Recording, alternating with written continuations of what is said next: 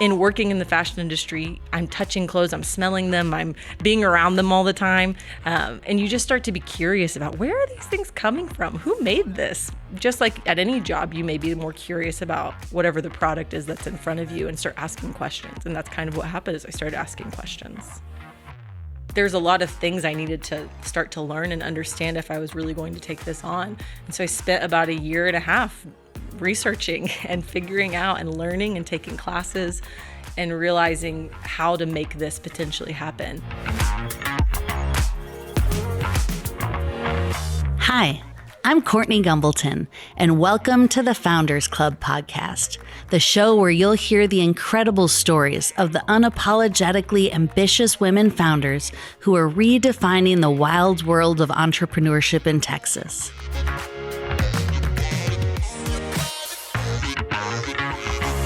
Today, we are recording at the best podcast studio in Fort Worth. That's right, I'm calling it. We are at Blank Cowork Studio located near the heart of downtown Fort Worth. This is a collaborative workspace and studio for the creative thinkers and doers. This space, believe it or not, it's 7,000 square feet. It's a converted warehouse, and there are areas for photography, film shoots, events, and more. They even have private offices and dedicated desks that you can rent with flexible membership options. So today is our first podcast episode, and I have with me the one and only Meghan Forest Farmer. Say hi. Hello, hello. So excited. I know. So Meghan is the founder of The Bright Factory. And she's also the believer that you can carry justice and joy at the same time. She's looking to give not only a second chance, but a bright future to formerly incarcerated women through The Bright Factory. She's on a mission to create a fully operational garment factory right here in Fort Worth. So welcome to you, Meghan. Thank you. I can't believe we're on the first episode. So exciting. I'm so glad you're doing this. I'm pinching myself. Is this real?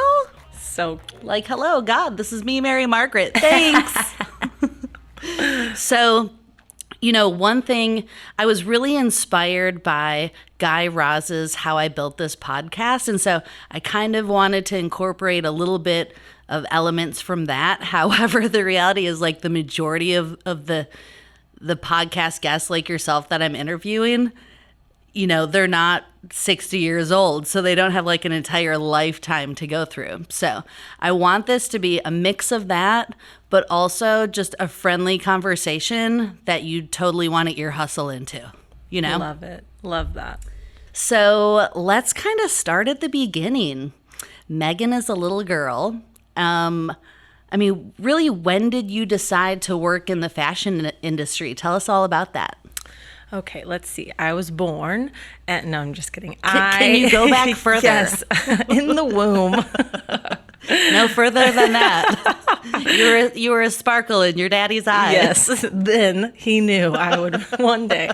No, I think I always had an affinity for clothes and dressing up and things like that. And my mom hated fashion. She loves sports, loves all things that one consider maybe more masculine. And my dad loved those things too, but they just didn't love fashion. It wasn't like, oh, I dressed in my mom's clothes and it was so fun. Wore her lipstick. It wasn't anything like that. It was just something that I just came by. I just really liked clothes and fashion. And so as I was kind of going along and, you know, you draw those pictures where you say what you want to be when you grow up. And mine was like a basketball player and a fashion designer. Both at the same time. Yes, duh. Both. You can be both. So were you a big fan of like 17 magazine, YM? So I probably wasn't allowed to read those. But my first one was In Style. Oh, so I got into In Style, very sophisticated at a young age. At like 12, started reading In Style and Vogue. And just ate it up and thought, this is so cool that this is someone's job where they pick out people's clothes or they put them in the magazine or they design things. So you don't really know what jobs there are in an industry when you're little. Right. You just know, I want to do something with the clothes. But as I was going along, my mom had said something to me and she said, if you're going to work in the fashion industry, much to my chagrin, then you need to find a way to make it help people and not hurt people. And, you're 16, you're like, "Oh, whatever, mom. Okay. I don't even know what that means." But it stuck with me. And it really, it impacted the trajectory of me working in the fashion industry. It didn't maybe take root for a while, but it definitely had an impact. And so, had an early age, loved all the fashion things. So I love that. Why do you think she came to you with that advice? I mean, what kind of perception did she have about the fashion industry? And I'm just curious about that. I think she thought, but probably a lot of us think, that it's vain or vapid, or it's all really surface level. This was in the early 90s. It wasn't like Which was the best time in fashion. Yes, we're so glad it's back. She didn't necessarily even know. We didn't have the extent of research that we have now about the impacts of the fashion industry. She just knew that she was seeing things that felt off. It felt like maybe things were maybe faked, or that people were unhappy, and that we were given this image that maybe wasn't quite reality. And so I think there was many reasons, but at her core, she knew that there's a way to make this probably do better. And this was also before the birth of so many mission-driven, value-driven fashion companies. Right. That didn't really happen until like early 2000s, at least where we were able to recognize them more often. Yeah, back then I think about how thin models were, and how they were criticized, and goodness. Well, that is so interesting.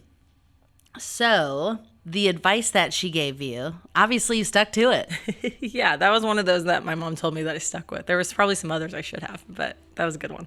So after high school, kind of tell us a little bit about, what happened next. Where'd you go next? Right. So I went to a junior college and played basketball because I was living Love out that dream. That's part one of the dream. Part one of the dream, yes. And then I transferred to UNT in Denton, go Mean Green. I'm not a good alumni. I'm so sorry, Mean Green. I did not go to football games. But it's never too late. Yes, I can still be better. But I went to UNT and studied fashion merchandising, and I wanted to be, my dream had shifted. I thought I should be a buyer because they get to pick out the clothes that go in the stores. And then I started taking classes, and it was a lot of math. And I'm not bad at math. I just don't like it. Yeah. And I realized how much math and spreadsheets, and there was just a lot of logistics and supply chain, which is ironic based on what I'm about to do. But at the time, that did not sound fun. But I finished my degree, and I started realizing other jobs, because this is the time in life when you're like, oh, there's other jobs in the fashion industry besides being a buyer or a designer. And so I had started working on a small fashion magazine and being on photo shoot sets. And I thought, this is what I want to do. Pick out the outfits that the models are wearing. This is amazing. And so I interned after I finished college in Dallas with a stylist, and I was her assistant and learned a lot. It was a lot of really hard work, and then transitioned into working full-time as a stylist.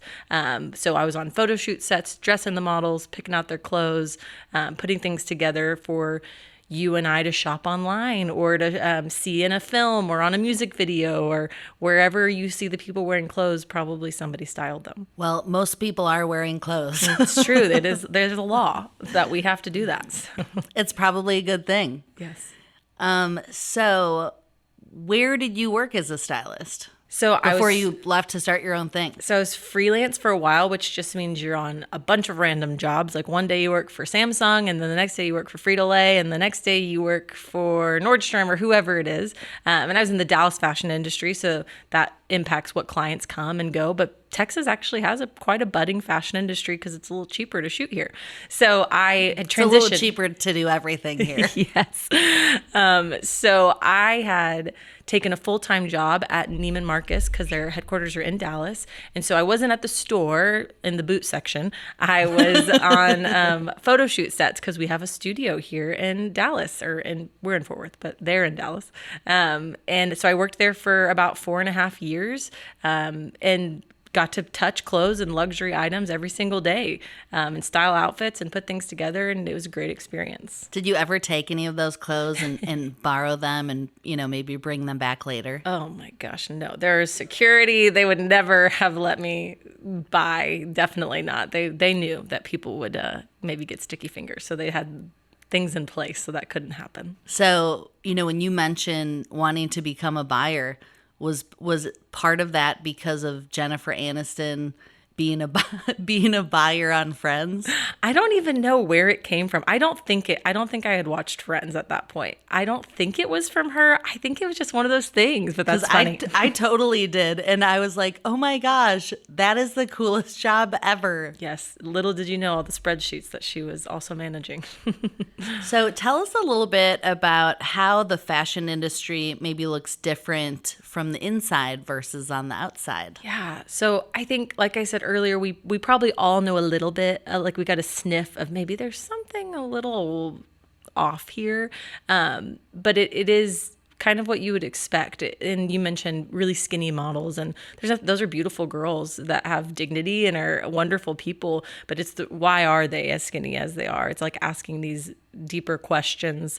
And so there is a lot of that. There's a lot of body dysmorphia and body image issues because of what the fashion industry has sold us and marketing has sold us and said, this is the ideal. And if you don't fit into the ideal, you need to do things to make you fit into the ideal instead of, are you making healthy choices for you and for your life? Because those are going to look different for everybody. And if you don't fit in this size, you are not the ideal. And so I think we all kind of know that. We just don't really talk about it because it makes us uncomfortable or because we just haven't wanted to go there or think about it. And so there's that. But then there's also a lot of really sad things that go into the manufacturing of our clothes. And in the 90s and early 2000s, fast fashion became a word or phrase. It wasn't a thing in the zeitgeist before then, but now we hear it all the time. Fast fashion, fast fashion. I've never heard of that. You've never heard fast fashion? No. Okay, somebody else has heard it all the time. I've heard of fast food. They're basically the same. Fashion. Is this part of that slow movement? It's fast fashion would be the opposite of like slow food, right? And fast food. You're right. The food industry did it first and we just copied them. But basically fast fashion is just the ability to make things really quickly, which when you're making things really quickly in food or fashion, there's a bigger margin of error. There's also less quality a lot of times. Right, you're sacrificing quality. Yes, and so that is what happened because we, as the U.S. at least, we started doing a lot of our manufacturing overseas, which does not mean that just because it was overseas, it was poor quality by any means.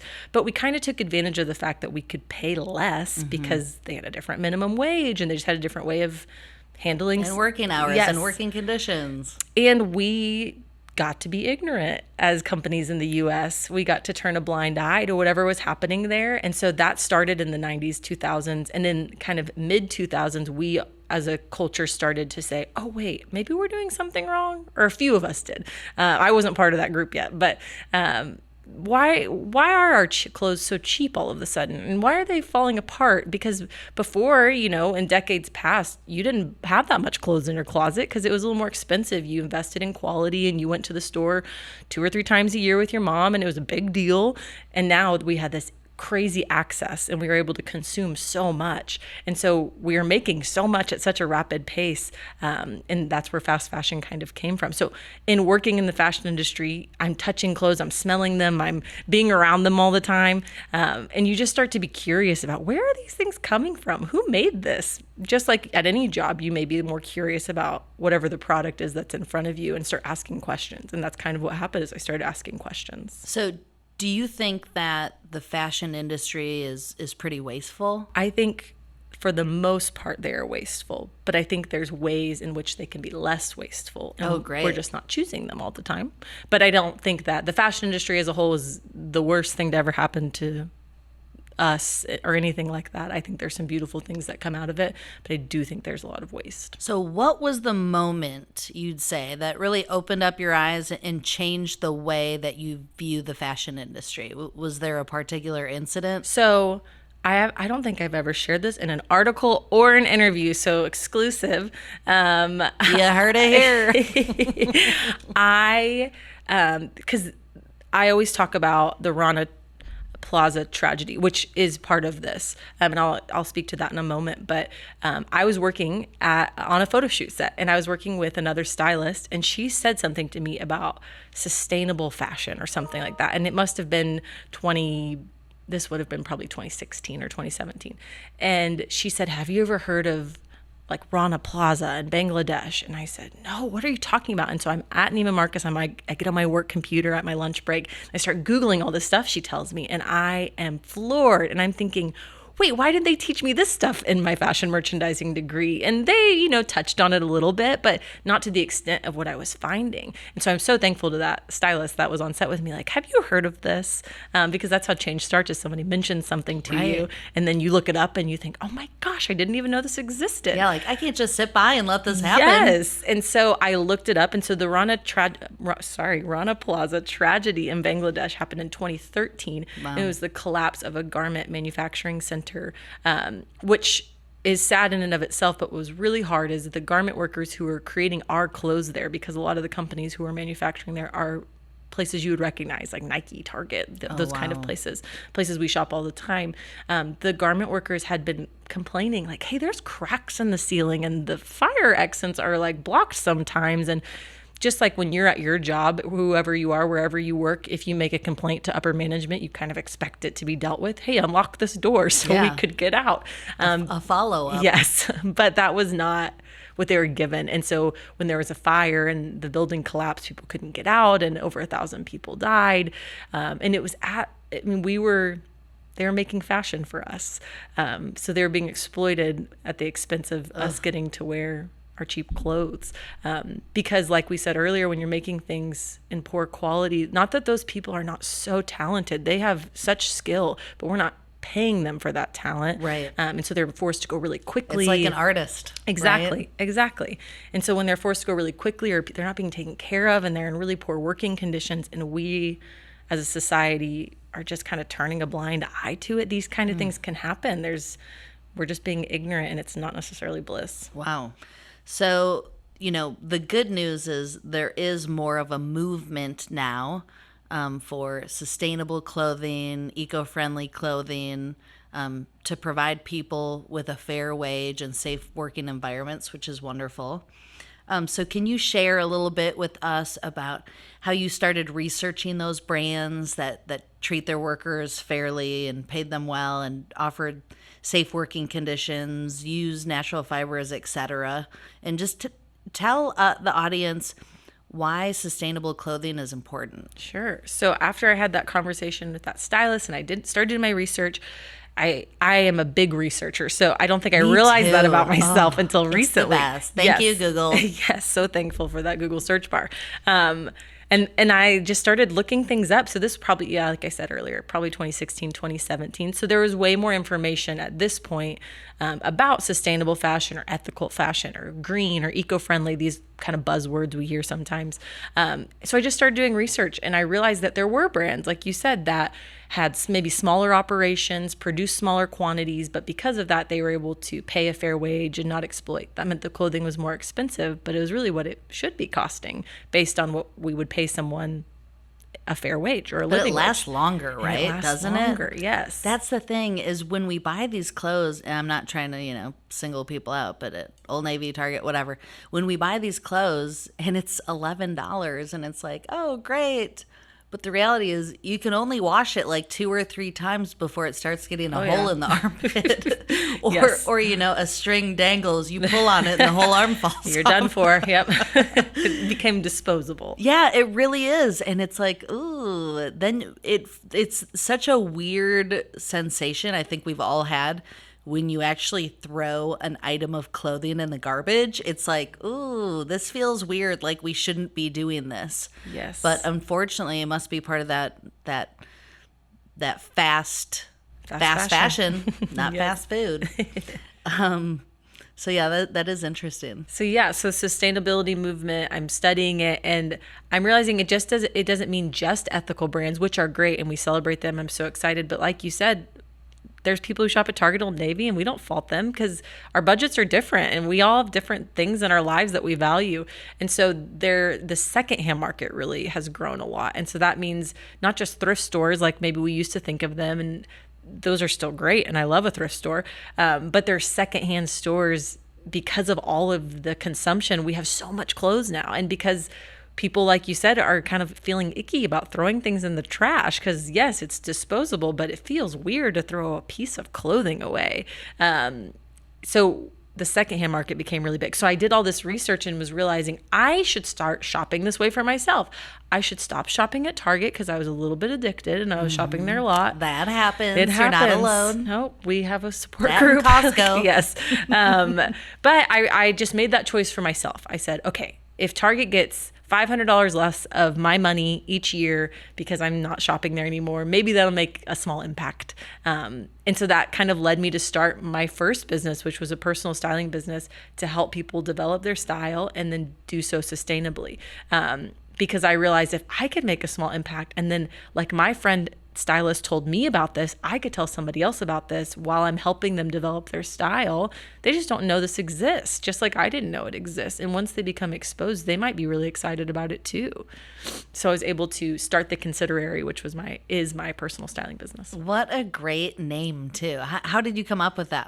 I just like making words up. But the Considerary has the word consider in it, and it just You just like pissing off Webster's dictionary? Yes. I'm like, we have so many words, but why not one more? No, it's funny. I started typing my notes last night, and when I typed that, Word document was like, this is not a word. And I was like, add it to the dictionary. It is too. Yes. So it's a made up word. And I think I wanted a word that symbolized that we're being considerate of the people who are making our clothes and the earth. We're making more conscious choices. So we're being more thoughtful and intentional about when we shop and why we shop and what we are wearing and what we're putting in our closet. So that doesn't mean I tell people to throw everything out of their closet. Absolutely not. It means that's not the point. That's the opposite. Don't start over. We're trying to create less waste. Yes. So what are some of your favorite sustainable brands, I guess? So I love Laud the Label here in Fort Worth. Love that we get to have them call this home. They're amazing. There's another brand called Harper Sage that is in Austin. I've heard of that. They're great as well. Both of them. Look at you. So sustainable. But I still shop at Target. It's okay. We're just going to get you to shop secondhand Target. That's right. That's right. Because Target has great style because they knock off great designers. And so you get really good style at a great price. Now you know that there's secondhand options because when someone's done wearing it, they just take it to the secondhand store. Right. So yes, Harper Sage was another one. There's so many good ones. A Day, the word A and Day is a really great one for workwear basics. What about Noonday Collection? Is that one? Yes, they're wonderful. They have a kind of a different business model because they do like the ambassador program. Oh, yeah. So that makes you feel really special. Yeah, whenever I you think buy they're jewelry. totally cool. Yes, they're great. So yeah, they have wonderful jewelry and accessories and love their stuff as well. Well, maybe we will get a few more recommendations from you later and I can add those in the notes. Would love to. So do you consider yourself a risk taker? I think yes. And then some days I think probably not. I think I go back and forth. Well, you must be. I think. I mean, from basketball to Neiman Marcus, I think that's quite the jump. I think I take risks that others would not, but I always have a little bit of a backup plan or a safety net in some way. Well, that's because we're smart women. Smart. Okay? Yes, I'm a smart risk taker. We're not putting all the eggs in the basket, but we will put 11 in them. Yes. We still have one just in case we're hungry. Yes, I agree with that. So what about a capsule wardrobe? When I used to work at TCU, I worked with a friend, and she, I think she sold their house and built out a tiny home. This was years ago. And I remember she was telling me that because they were downsizing, that she started focusing on this capsule wardrobe. Yes. And I started looking into it a little bit, and it was really just about like staple pieces. So is that something that you help assist with as a stylist? I mean, is it popular? Yes. So everybody wants a capsule wardrobe. The first thing they say to me is, I want a capsule wardrobe. But then we break it down and I realize they don't want a capsule wardrobe. So let me explain what that is first. But a lot of times when people want a capsule wardrobe, they're wanting less pieces. Like your friend, she didn't have the room for all these pieces. Right. And so within those pieces, though, they all work really well together because you don't have a lot of room. So you need pieces to do more, so you can maybe wear them in multiple ways. With everything works together really well. It's like the black t-shirt and the dark jeans and the jacket and that, right? And they all just kind of work. Yeah. Yes. Gosh. Why don't we all just do that? Because we've all gotten really used to what we have, which is so many options, which is the trouble with capsules, because they kind of get a bad rap of being, like you said, like dark jeans, a white shirt, a black t-shirt, a blazer, but they don't have to be that way. You can kind of create your own capsule. Yeah. So if you've got a little more room in your closet, it doesn't have to be 10 pieces. It can maybe be 20 or 30. Right. You can have a funky blazer. Exactly. Totally. So when I do capsules for people, we base it off of their personal style, not just like, oh, well, you want a capsule, so this is what you're getting. Yeah. If you like yellow, we'll put yellow in your capsule because we'll make sure it works with other things in your capsule. But a lot of times you just get to the heart of what people are wanting in their closet, and that's efficiency and ease. They want to like what they have. They want it to fit well. And that's the problem, is because we have bought so many clothes that have been cheap, we've just settled. We've been like, oh, well, it doesn't really fit that well, so I only wear it a couple times anyways. It's not a big deal. And then it sits in our closet and we don't do anything with it. Instead of waiting until that perfect piece comes along and we save a little bit longer and we invest in it, that is not our culture. We like fast, Amazon, quick. And so to wait for something, you just have to retrain your brain a little bit. And so when I realized at the heart of it, people are sick of looking at their closets and thinking, I have nothing to wear. That's so true. Nothing to wear, but I have so many clothes. And so I get to go in and help them make outfits out of what they already have, because I have a fresh set of eyes to say, oh, that's wonderful. Hey, look, you don't even need to buy anything new. We'll get rid of these things that don't fit you. And by get rid of, I mean, we'll find a sustainable way to get rid of them. And then if we need to add something new to fill in any gaps, because your white t-shirt has a bunch of holes in it and we need to maybe find you a new white t-shirt, then we will. But if you already have the bones, we'll make outfits out of what you have and you don't have to buy anything new. Oh, I love that. Oh, that's so fun. So, when we talked about Google and doing some research, can you share with us a little bit about what the process looks like for starting a business, like the kind of research that you do to identify gaps in the market, et cetera? So I always start by just Googling the thing I want to do and seeing if anybody's doing it. Yeah, so you have to. You know what like blows my mind is how many people don't do that. They're like, I have an idea for a business. And I'm like, okay, did you see if anybody else is already doing that? And they're like, no. And I'm like, okay. Like, why not? Yeah. Yeah. And I think obviously we have restaurants. There's lots of restaurants, but they're all different and unique. They find their niche. They find what's different. And so there's a lot of personal stylists. Why could I start this business then? Like, how could I be different? In my area and where I lived, was there a stylist who's focusing on sustainability, who's a little rebellious against some of the personal styling rules? Does that already exist where I am? And if it did, how could I change it a little bit more to make sure it suited a different type of client? Because I love that there's other stylists doing this and trying to do it more sustainably. I like to partner with them and send them Instagram messages and be friends with them because we share a vision. But I want to cater to the people maybe that are a little bit different audience than who they cater to. And so yes, that Google search bar is your best friend when you are starting a business. So how did you come up with the idea for the Bright Factory? What did that look like? So the Bright Factory was a sharp right turn, but still within the same industry, still in the fashion industry.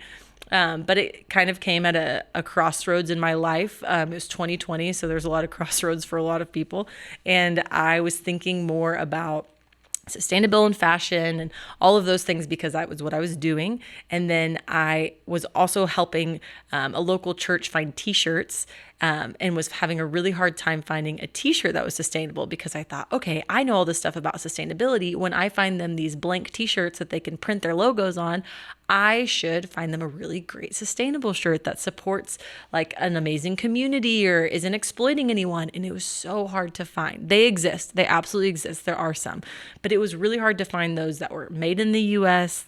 And the benefit of being made in the U.S. because I'm in the U.S. is that there's a more transparent supply chain because I could just, someone could hop on a plane or a car even and head over to wherever it's being produced, as opposed to if it's produced overseas, there's just a little less transparency. And it's a smaller footprint, right? Yes, a smaller absolutely. Carbon footprint with transportation. Yes, totally. So I was realizing that about t-shirts and thought, this seems like something that should be so easy for us to make here in the U.S. I wonder why we're not doing this more often. And And then at the same time, I was volunteering with a local organization, The Net. They're amazing here in Fort Worth. Love them. Yes, incredible. And I was visiting women in jail, which is still something I do with them. And I'm so appreciative that they do this. And I had volunteered with a lot of different organizations serving women who have been affected by the sex industry. And I had never visited jail, though. And so it was a very different experience to visit a woman in jail. And just heard something similar often. And that was that they're ready to get out. They're ready to get a good job and provide for their family, because they were almost always, 99% of the time, going to be the sole breadwinner for their children, if they still had access to their children. And so I kept hearing this over and over again. And I thought, well, why is it so hard for them to get a job? Like, this should be so easy. There's so many signs and windows right now saying now hiring, like, just go get a job. And so I did research again, and I realized Once you have a record. yes, it's, the hurdles in place to get a job, whether It's you've been in, awful. whether There's you've been, so many so barriers. wild, whether you've been in jail or prison, like either one, it's so challenging, not only because you have that on your record and you potentially have to check a box that says felon if that's asked for, but also there's a huge gap on your resume. I don't have as big of gaps on my resume that an employer has to say, well, what were you doing for a year and a half? And you have to say, I was at this place. They didn't serve very good food. Like, what are you going to say in that interview? Or because of certain lifestyles that are led a lot of times, they may not have the same skill set, like transferable skills. They may not know Google Suite the way I know Google Suite because they were in jail for a certain amount of time. So there's all these barriers. And we as a society just have a stigma of, like, if you've been in jail, eek, like, you must be awful. You must have done something really terrible. And so would I really want you to be in my workplace around, like, my non-offender people? Right. Which is such a sad way. It comes down to trust. Yes. Can I trust this person? Absolutely. And so I just was realizing that this was such a challenge that we weren't really talking about very often. And I thought, well, I want to give them a job. Well, like, they can come work somewhere. I'll help make connections. And there are amazing reentry programs, and in the DFW especially, there's some great resources for them, which is incredible, and I'm so thankful for. But because all these things were kind of running through my head at the same time, I just felt like I heard this voice say, why don't you just start a t-shirt factory and employ them? And I thought, oh, easy. Like, such an easy thing to switch industries and become a manufacturer of t-shirts. But I thought, okay, well, let me just look into it. Let me just see what this would take. So I did some more research, and I looked up what it took to start a small garment manufacturing company. And I made a lot of phone calls to people who were already doing something somewhat similar, and asked a lot of questions of people in different industries, because this is impacting the reentry industry, if you will, the sustainable fashion industry, the manufacturing industry, the trauma-informed care, and that's not an industry, but industry. There's a lot of things I needed to start to learn and understand if I was really going to take this on. And so I spent about a year and a half researching and figuring out and learning and taking classes and realizing how to make this potentially happen, and asking the question of people who are already in the space in a nicer way than this, but is this a terrible idea? Do you think that I'm making a mistake here? Without saying, do you think I'm making a mistake here? But they never did. They were all so encouraging, and they all were like, this is so needed. And I'm thinking, you do something similar and you still think that I should do it? Like, they're different. Like we talked about, like, they're not making t-shirts, right? But they're doing small manufacturing. And a lot of these businesses are employing, like, refugee women or women who have been affected by the sex industry in some way, or have been incarcerated or homeless. There's these different things that have maybe just held them up from getting a job. And when I would talk to them, they were all so encouraging. And so then it made me feel like, okay, this isn't a terrible idea. It's going to be challenging, but that doesn't mean we shouldn't do it. You know, it really is like the bread aisle. Like, there's a bread for everybody. There are a whole bunch of breads, and that's okay. Mm-hmm. I mean, there's definitely enough to go around for everybody. Totally. So why t-shirts? So a few reasons for t-shirts. Number one was that issue of just having a hard time finding these sustainable wholesale blanks, is what we call them, a blank t-shirt. So we aren't your screen printers, we are your t-shirt makers. There's so many great screen printers, and we are so excited to partner with them. But the blanks on which your printing. So your favorite coffee shop or your local church or small business or elementary school, they all order t-shirts all the time, which leads us to the next reason. People order t-shirts all the time. I was going to be able to keep people in a job if we made t-shirts. Even during a pandemic, people were selling t-shirts, masks and t-shirts. Those were the things that people were kind of advertising on their websites because their coffee shop was closed or they couldn't operate their business in the same way. And so seeing that there were still jobs available even there, that was still a need, that people always want t-shirts. And sometimes in excess, I'm probably going to be a terrible factory owner because I'm going to say, you don't need that many t-shirts. That's wasteful. Come back in a few months and order more, but not right now. They're going to be like, we will order 5,000 t-shirts from you right now. And she's going to be like, nope, you're getting 10. Like, sell these 500 and then come back. But really, we want to do things in a really ethical, sustainable way, even in the way we treat other businesses. So t-shirts also are somewhat simple to make if you are new to sewing, which all the ladies will be employing, I'm assuming, will not have an industrial sewing background. They may have sewn a pillow like I have. Or a button. But maybe not worked some crazy industrial sewing machines that, it's Henry Ford style where you're doing parts and you make the sleeve and you make the collar and you make the body and we put it all together. So that's a totally new industry. And so we want early mastery for these women who have been through so much and who have been rejected so much. We don't want to put them in a job and say, okay, this week you're making pants, good luck. And then in 3 weeks, we're going to switch to dresses. And then we'll probably make t-shirts and then maybe leather bags. That's so much to learn for somebody who is new to this industry. In the future, I'm sure they could. And new to being back out in the world. Absolutely. We want to be wise in what we're making. And also, by just starting with these 3 t-shirt styles we intend to start with, we're able to make sure that there is that early mastery and they feel really confident in what they're doing. Just like all of us, whether you've been to jail or not, when you go to a job for the first time, when you feel like you got it, like in the first couple weeks, you feel so good about being there. If you feel overwhelmed for the first month of being there, you start to reconsider, should I not work here? Maybe I made the wrong decision. Yeah. Maybe they don't like me. Maybe I don't like this. Yes, when really that may not be the case, but that confidence and comfort at a job early on, I feel like it does a lot for the long run of being there. It says a lot for the long run of being there. That'd be kind of cool if when you guys first open up, or maybe even before that, if you brought in like a coach, somebody to kind of get them all excited and empower that they can do this. Yes, absolutely. Well, I'll connect you with one. Wonderful. So your background, other than basketball, is as a stylist. What was it like? I mean, what's it like diving into the deep end of manufacturing? Weird. I don't even know other words. Like fish out of water weird? Yeah, it's just different. I mean, I have a little bit of a touch point just because working in the fashion industry, even though I've mainly been a stylist, I've worked in retail. I did my time in the wholesale world. I've touched a line sheet. Like I know what some things are. And so that helped a little bit with like, okay, I'm not completely facing something unknown, but I also chose to do a 6-month accelerator program on how to start a fashion line. So I got that piece of the education, which was so helpful because oh my gosh, what was that through? So it's called Factory 45. It's an online program for people who want to start their own fashion line. So I was a little different since I'm not really designing more than 3 t-shirts, but I need to know how that happens. How do you guys get from idea to getting it to the factory? And then I'll take it from there and also figure out how to start a factory. So that's so interesting to me because I did something extremely similar, which is when I came up with the idea for Locavore, a commercial kitchen incubator, I attended a workshop on how to start a food truck or restaurant.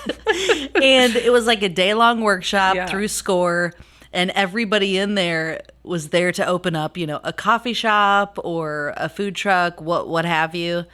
And when they came around to me, he was like, "What are you doing?" And I said, "Oh, I want to start a commercial kitchen." And he goes, "All right, she's got it.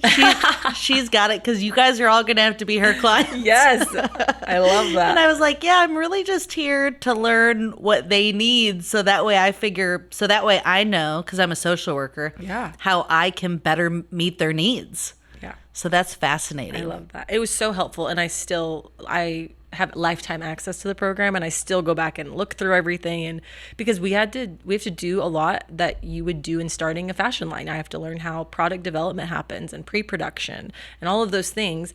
And then whereas normally a designer would then pass that off to your production partner or your factory, I then am the factory. You're the one lady shop. So we've got to figure that part out. Wow. That is incredible. Was the program free? No, I wish, but it is way worth the money. It is definitely an investment, but worth the investment. Well, great. I mean, who knows? Maybe we'll have a listener who that's their dream and now they can utilize this outlet. Yeah, I hope so. Factory 45 with Shannon Lore. Amazing. Shout out. So are you still in celebration mode? Yes, I'm in overwhelmed mode still. So for those of you who don't know, Meghan and her team ran a Kickstarter campaign during the whole month of September, which I've got to give it to you because as many of us from the nonprofit world know, September is notoriously North Texas Giving Day. And so to run a Kickstarter at the same time that you have thousands of nonprofits asking for money, that's tough. But how did you decide to take on a Kickstarter campaign and share with us how it went? Well, long story short, it went really well. We made our goal, but the reason we decided to do a Kickstarter campaign is, as one can imagine, starting a factory is very expensive because we have to buy a lot of equipment and then we have to pay people and we have to buy fabric and be able to do a lot of operational things. And I'm not made of money, and I didn't want to spend my life savings on just this project. And so I thought, okay, well, what's a way that before I get to any other step, before I try to take out a loan or get investment or anything like that, what's a way that I could also involve the community at large in this? And Kickstarter was highly suggested through the program that I mentioned earlier, but then also just in doing other research of realizing that you get to involve the community, not just the community you live in, but because it's on Kickstarter, which is a platform across the globe, it makes the community feel even smaller when it's people in the UK and you think, you want a t-shirt from the Bright Factory in Fort Worth, Texas? It's an incredible feeling. So by being able to involve people into this, and with Kickstarter you get something out of it. It's not just straight giving. You get a reward. You potentially got a t-shirt depending on what you pledged for, or maybe a styling session or a night with the founders. There's all these different levels of rewards you could receive, but it also gave us the opportunity to fund our first production run of t-shirts and let people be a part of that and say, I'm getting a t-shirt from the Bright Factory's first production run, and I helped them open their factory. And that feels so exciting as just a person who cares about, whether you care about formerly incarcerated women, you care about sustainable fashion, you care about t-shirts, you just like helping people, whatever it is, like you got to be a part of that. And it was so special. And so we raised $60,000 in 30 days, and it was a wild ride. A little more than that. Yeah, and 62. Your goal was 60,000. And I remember on that last day, I mean, it was like it was coming down to the wire. Yeah. What happened? Did somebody come through? I mean, were you nervous? Did you have a feeling? Okay, I'm asking a lot of staff questions. The anticipation's building, but did you ever have a doubt that you were going to make it? Definitely had a doubt we weren't going to make it, especially in the middle of the month, which if you've ever done a Kickstarter or been a part of one, that's like, they have a name for it that I can't remember. It's like the hump or something, right? It's like the valley of something. Basically, because you hit this emotional low of like, wow, everyone's forgotten. Because at the beginning, everyone's excited. Yeah. And then at the end, everyone's excited. And that's the thing about Kickstarter. It's all or nothing. And so the pressure is on, especially at the end. And so in the middle, maybe people give every few days. And so I thought, okay, I don't know if this is going to happen. But I really, at the beginning, felt like it was going to be a breeze. I thought people are going to want to get behind this. It's like such a shared vision. This isn't about me. This is about our community and these women and creating a great product. And so because it's not about me, they should want to do it. And that was super evident. I mean, nothing about it felt like the Meghan Project. I mean, it really was about you were asking community stakeholders to say yes, that they agree with the core values that you have for this project. Yeah. Well, thanks for saying that. So who swooped in the final day and helped you cross the line. I mean, did a company swoop in? Was it strangers? Was it family? So none of that. It was a bunch of people. Wow. Which made it even sweeter, and like so many tears because of that. Like it would have been beautiful either way if, I think we had $20,000 to raise in the last 24 hours. And if somebody wanted to give us $20,000 or $10,000, that would have been incredible. We would have been overwhelmed and so grateful. But the fact that it was like 100 people giving what they could made it overwhelming. Gosh, that's just so amazing. And I just hope that you are super proud of yourself and your team, because I've never run a Kickstarter myself, but I have friends who have, and, some of which have done it successfully. And it is a lot of work. I mean, that really is a lot of work. And I mean, you did it. And I mean, $60,000 for a female founded company in Fort Worth that's incredible. That really is monumental. Yes. We 100% feel like it was a miracle. Like it does not feel like anything that we could have just done by ourselves. It's wild. And I had an incredible team. So once again, wasn't all me, that contributed so much of their time and talent for free because they believed in it also. And they're really talented, creative collaborators and people who deserve all of my money and believed in what we were doing and made it happen. So it was just an incredible turnout. So now you have the funds to buy the equipment that you need. What kind of equipment do you need? So I have Just a consultant who tells me all. Yes, I have a consultant that tells me all of the things I need, which was another part. Was like, there's a lot of things you need to buy. Yes, and I spent months trying to figure it out on my own. I thought, okay, I'll just do once again a ton of research, and I'll figure out exactly what machine I need for exactly what thing. And I was hitting so many walls because that is not accessible information on the internet yet. One day I will put it all over the internet so more people can start factories. Seriously. But it was not like a starting a restaurant for idiots guidebook. There was none of that. It was like, okay, I've got to find somebody. And so starting a garment factory for the random person. I will write that book for all of you one day. But there's a reason people don't start garment factories, because it's challenging and daunting, and there's not information out there about it, because we, as a country, in the U.S. at least, don't do a lot of it here. Well, and I don't think it's really perceived as the fun side. No. Like not. I think most people are on I want to design the t-shirt, or I want to sell the t-shirt, or buy the t-shirt. Not make the t-shirt. Yes, which is a whole nother subject I could get very fiery about. But I hired a consultant, and she laid out everything for me because she's worked in the garment manufacturing industry. And I still work with her, and she kind of helps guide me of like, okay, buy this machine, don't buy this machine. Buy it from this person, or buy this one used, or do this. And so there's things like a double lock chain stitch machine or a single lock, all these things that I had no idea what they meant before. She's able to break it down for me and send me YouTube videos of how they all work. But really, when you get a piece of fabric in, you got to cut it. So we've got to have a way to cut things and a place to put the things that are cut, and then you move it to the next step. Lots of tables, yes, right? So many tables. You've got to sew a collar, you've got to make the sleeves and the body, and you've got to hem it and potentially heat stamp a tag in there. And so there's a lot of steps that a lot of different hands will touch. So all of the machinery to do those things are what she laid out for me. So where is the factory going to be? Where's the location? Somewhere in Fort Worth. Okay, so Yes. so it's not. I mean, is it out there yet? We don't know yet. No, it's Got not. it. It's not an official place yet. Okay, so have you found it yet, or it just hasn't been announced? Just hasn't. We have some places in mind. Got it. Yes. Got it. Okay. No, So we're still feel figuring you. it out. I feel you. Yes. No, I couldn't recall whether or not you already had the space and you just needed the equipment. You're So- like, I got the space, I got the people.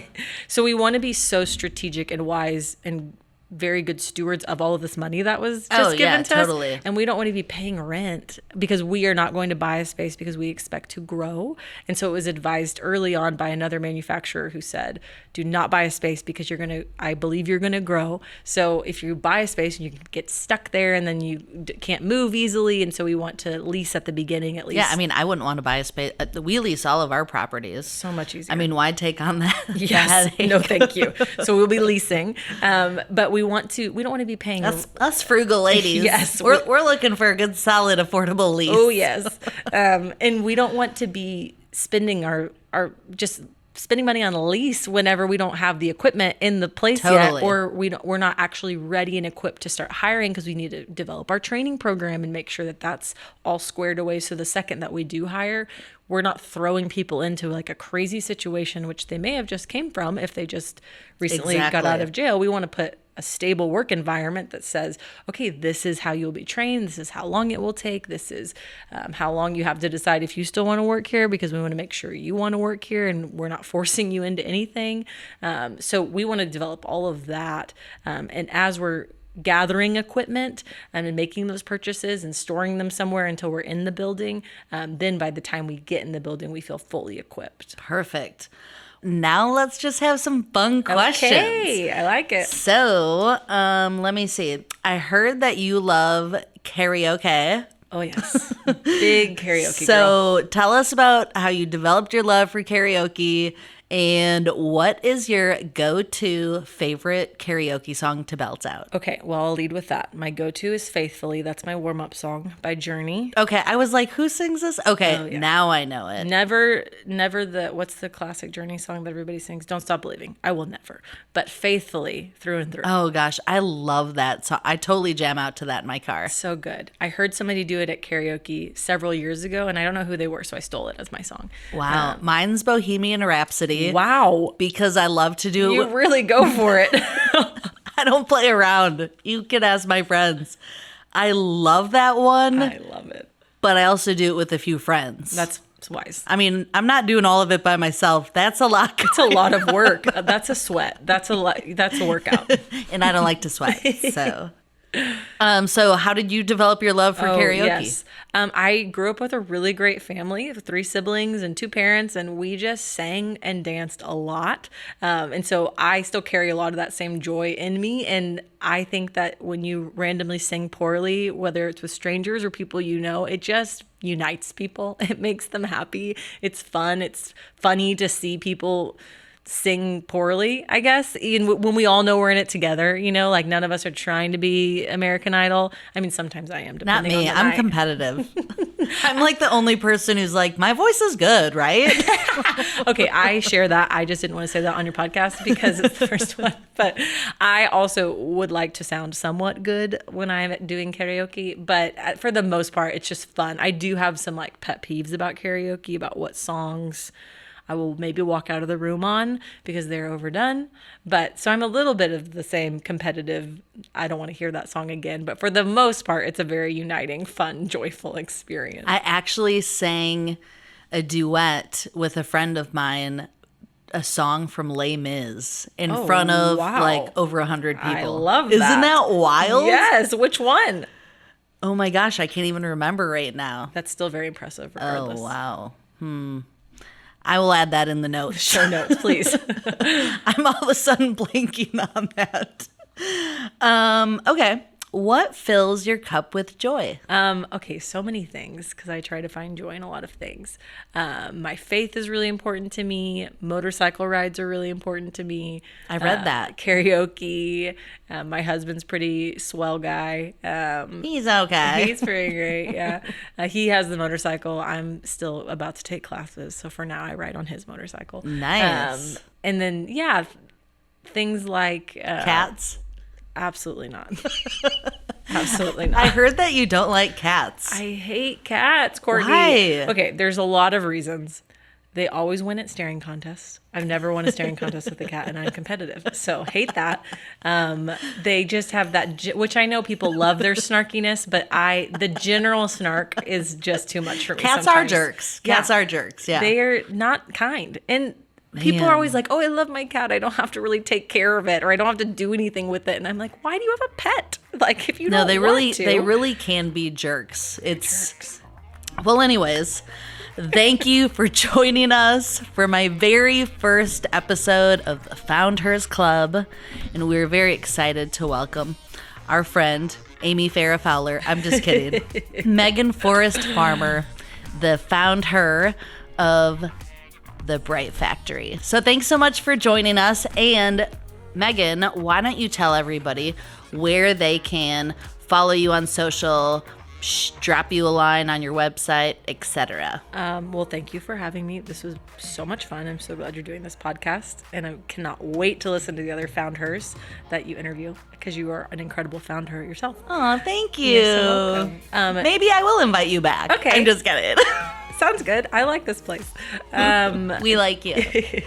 You can find The Bright Factory and everything we're doing at thebrightfactory.co, no M at the end, and everything is spelled normally in The Bright Factory. And then we're on Instagram at The Bright Factory, Facebook at The Bright Factory TX. And then if you need a little styling in your life, you can find me over at The Considerary, which is a made-up word. Add that to your dictionary, please. Yes. Consider ARY. Bravo. Well, until next time, we'll see you later.